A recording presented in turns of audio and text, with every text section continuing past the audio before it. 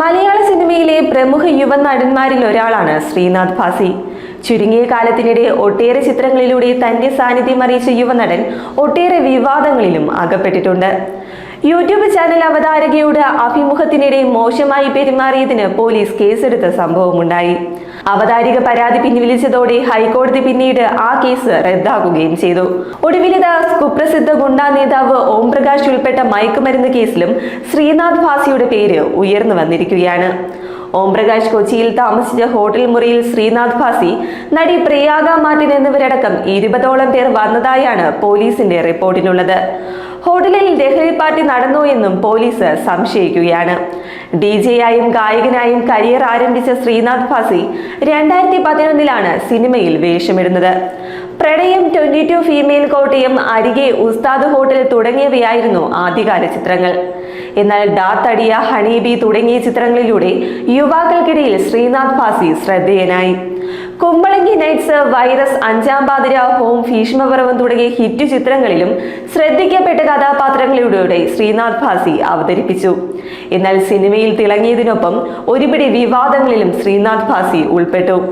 അഭിമുഖത്തിനിടെ YouTube channel അവതാരകയെ അധിക്ഷേപിച്ചെന്നും അവതാരകയോട് മോശമായി പെരുമാറിയെന്നുമായിരുന്നു അടുത്തിടെ ശ്രീനാഥ് ഭാസിക്കെതിരെ ഉയർന്ന പരാതി. സംഭവത്തിൽ അവതാരികയുടെ പരാതിയിൽ പോലീസ് കേസെടുക്കുകയും ചെയ്തിരുന്നു. സംഭവ സമയത്ത് ശ്രീനാഥ് ഭാസി ലഹരി ഉപയോഗിച്ചോ എന്നറിയാൻ പോലീസ് പരിശോധന വരെ നടത്തി. എന്നാൽ ശ്രീനാഥ് ഭാസി പരാതിക്കാരിയോട് മാപ്പ് പറഞ്ഞതോടെ ഈ കേസ് ഒത്തുതീർപ്പാവുകയായിരുന്നു. തുടർന്ന് കേസ് റദ്ദാക്കണമെന്നാവശ്യപ്പെട്ട് ശ്രീനാഥ് ഭാസി നൽകിയ അപേക്ഷ ഹൈക്കോടതി അംഗീകരിക്കുകയും ചെയ്തു.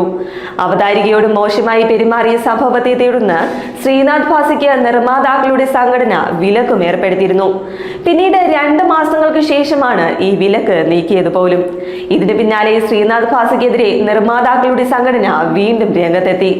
ഷെയ്ൻ നിഗം, ശ്രീനാഥ് ഭാസി എന്നിവരുടെ പേരെടുത്ത് പറഞ്ഞായിരുന്നു അന്ന് നിർമ്മാതാക്കളുടെ സംഘടന വിമർശനം ഉന്നയിച്ചത്. നിർമ്മാതാക്കളുമായി കരാർ ഒപ്പിടാത്ത നടീനടന്മാരുമായി സഹകരിക്കില്ലെന്നും സംഘടന അറിയിച്ചിരുന്നു. ശ്രീനാഥ് ഭാസി ഒരേ സമയം പലരുടെയും സിനിമയ്ക്ക് ഡേറ്റ് നൽകുകയാണ്. സമയത്ത് ഷൂട്ടിങ്ങിന് സെറ്റിലെത്തില്ല, വിളിച്ചാൽ ഫോൺ എടുക്കുകയില്ല. ശ്രീനാഥ് ഭാസി എന്തെല്ലാം സിനിമകൾക്കാണ് ഡേറ്റ് കൊടുത്തിരിക്കുന്നതെന്ന് അദ്ദേഹത്തിന് പോലും അറിയില്ലെന്നും അന്ന് നിർമ്മാതാക്കൾ ആരോപിച്ചിരുന്നു.